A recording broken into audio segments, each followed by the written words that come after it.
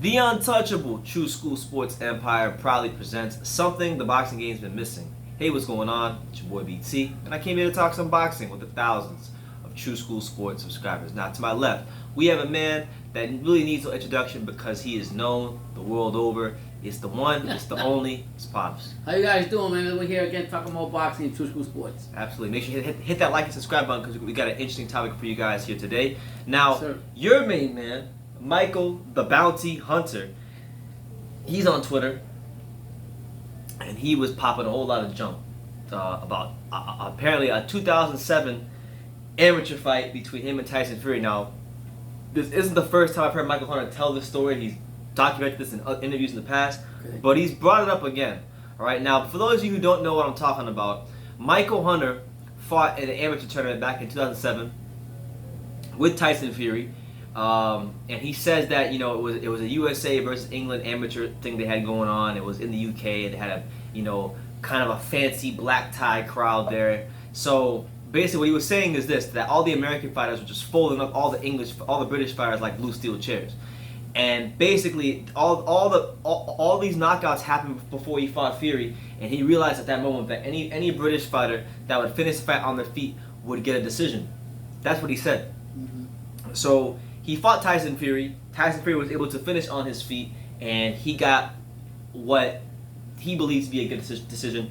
And he screenshotted this article that was written in 2007 about it, and he went on his Twitter on July 15th. With the screenshot, and he said, "For all you Tyson Fury lovers." Now, I'll read you guys what the tweet says. You guys can check it out down in the description, so you can read it for yourself, come to your own surmise. But this is what it said. And this is what the article said. It said, I quote, "I was at the USA versus England duel with the first two bouts, Robert Marquand versus Khalid Muhammad, and they annihilated their opponents and stopped them early. I knew after that, any England boxer finishing on their feet would get the win. It was too important to that black tie crowd that England did well. Mike Hunter got a terrible decision and beat this man coming and going, but that was their crowd favorite. Mike would have had to stop him, and he almost did." And that's what it is. So what do you make of Michael Hunter's tweet? I'll be honest with you. I don't understand why boxers today, they don't take responsibility when they have an opportunity inside the ring to get a title shot and go forward and do what they did, and they look lackluster in the last fight, like Michael Hunter did. He needs to stop crying. Against Povetkin. But I'm saying against Povetkin, Hunter and Povetkin. But what I'm getting at is the fact that why are you bringing up stuff from 2010, winning 220? Don't ever disrespect Tyson Fury the way you're doing Michael Hunter. What have you accomplished in your time in boxing? In professional boxing. Right, in professional. I'm not going to disrespect Michael Hunter. He was a very decorated amateur. Okay, that's fine. But in the professional I'm just saying ranks. in general, don't disrespect Tyson Fury. When you get more belts than Tyson Fury, when you've done what he's done, then you can talk your junk. Don't sit here and get away from the reality that you are pointing five fingers at Fury when you should be pointing the fingers at yourself, taking responsibility. You had an opportunity. The door was open for you. You just closed it on yourself. You didn't came out and fight like you were supposed to fight. So accept responsibility for yourself and stop going back. I think a time has passed. You can't go back in time. So whatever you're bringing up about Fury has nothing to do with your shitty fighting performance that you had to fuck last time, okay? I'm going to tell you that right now. Against Povetkin? Yeah, Povetkin. I'm tired of your shit. You didn't do nothing. I get pumped up for you for your fights. I like you, but I do not like when fighters bring up in the past of another fighter because you can't take responsibility for yourself in the ring and your opportunity was closed. That's your freaking problem, not Tyson Fury. Stand up like a man.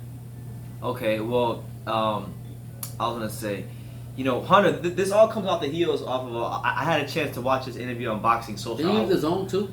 He left the zone, Yeah, and he did an interview with Boxing Social, basically talking about why he left the zone.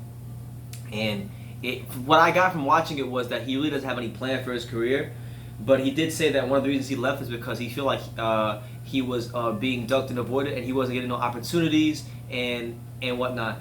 And like you said, I was left scratching my head when he was talking about, I didn't get no opportunities, because you got to fight as the co-main event on the Joshua Ruiz rematch undercard, and you didn't leave an impression on anybody. You had a lackluster performance. There's an argument to be made that you could have won that fight, but we weren't looking for a performance against Povetkin to where you could have won that fight, or just barely squeaked it out. We were looking for you to have the kind of performance to where you could announce yourself as Michael Hunter, the next and last American heavyweight hope. You could have been the last American heavyweight hope before Jared Anderson, but you pissed that away. Then you cut ties with Matchroom DAZN, and it really looks like you left yourself out in the dark. And he was complaining about Philip Hrgovic and how Philip Hrgovic seems to get easy opposition, but he doesn't get easy opposition. And then and then apparently he asked the Hrgovic fight, and they said they weren't going to give it to him right then and there. So I mean, I don't know. I always say when people start pushing the responsibility, pointing fingers at everybody else,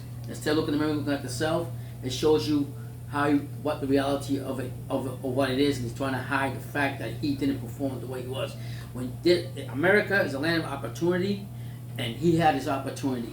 He closed the door on himself. He was every fighter that goes in the ring, they need to dominate, especially when it comes to an opportunity like that, you need to dominate your fighter. A lot of eyeballs on that fight. You need to dominate your fighter. Don't come in there being flashy if you can't back it up. And to me, his outfit was better than what he did in the ring. I was very disappointed in his last fight, and that's why I'm so adamant about it now. But when you start pointing fingers at everybody else and not taking responsibility for yourself, there's a problem. Okay, we're going to have the video up really soon. In 30 seconds or less, if Michael Hunter watches this video, what will be your message to him? Take responsibility for yourself and man up. There you go. Man up, man. Man up, Michael Hunter. I like Michael. We're not saying this in a place. No, we like Michael Hunter. I like Michael Hunter. Everybody's entitled to their opinion. We just I like him. That's why I'm really upset about it. Because when I put my heart to a fighter, I really like him a lot, and I expect him when he gets in that ring to do damage, to show me what you're all about.